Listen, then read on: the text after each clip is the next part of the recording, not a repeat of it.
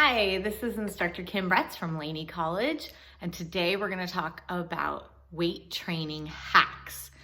Now, if you are stuck at home and you can't get to the gym and you are really into weight training or would like to try weight training, and you obviously can't necessarily afford a bunch of weights like these, you can do some other things by using items at home to simulate regular strength training with weights.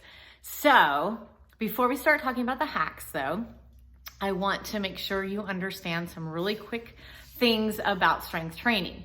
We're going to talk about the FIT principle. It's the acronym FITT.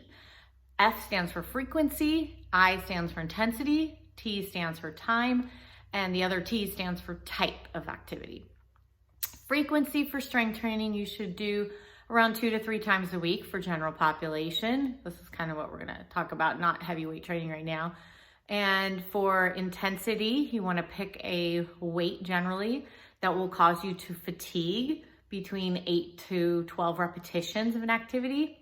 If you wanna do a little more endurance, you can go up to 20 repetitions, but generally no more than that. You need a weight that's heavy enough to make you pretty tired and unable to complete more repetitions after that. So a rep is 1 time, up, down, something like that. That would be a rep. You want to be able to complete that 8 to 12 times. Then you're going to rest 30 seconds to a minute and then complete another round of it. So you want to do 2 to 3 sets. That's those rounds of any given activity.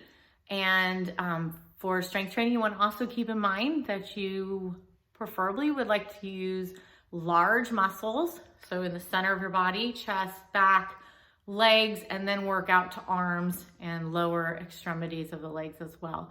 So large muscles first, then work to smaller muscles so that the smaller muscles can help those large muscles first before they get fatigued. And then you want to make sure that you're not working the same muscle 2 days in a row.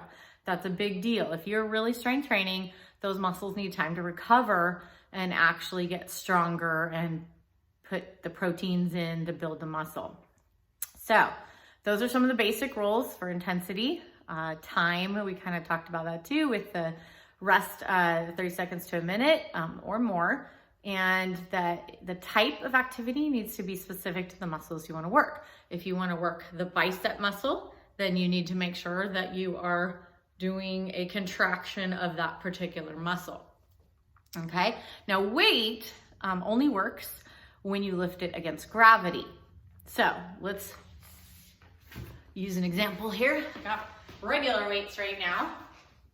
Okay, so if I'm going to do a bicep curl, I need to start in a down position and I need to work up against gravity. If I'm doing shoulders, I need to work up against gravity.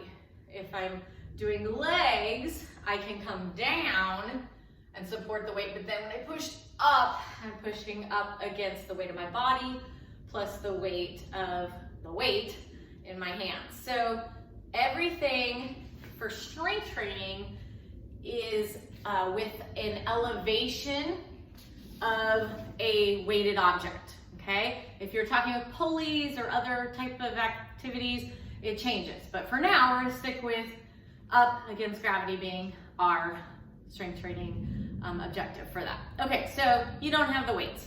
What can we do now? So let's look at some hacks. One of the best ones is using water bottles, okay? So if you have a gallon jug milk and you run out, you can fill it up with water and you can do some bicep curls with the milk. You can do shoulder presses with the milk. Okay, or not milk, it's water now. So once you use this, this is for each gallon of water you have, it's 8.3 pounds. So you can figure out if you use a half gallon, then it's gonna be 4 pounds-ish. And if you fill it up to different levels, so if I do half of a half gallon, then I'm gonna be at about 2 pounds. I have this one filled up at halfway right now. So it's 2-pound weights. You can do very light weights to heavier weights, like 8 pounds. Or You can go with even bigger weights. I'll be right back and grab my laundry. So now if you happen to have the big jugs of laundry, this happens to be 11 pounds. I weighed it. Okay, so if you want to do some lifting with a little heavier weight, you can go here. You can even hold multiple ones together if you wanted to add more weight, okay? So now some of you are like, well, you know, 11 pounds, that's cool, but I need to lift more.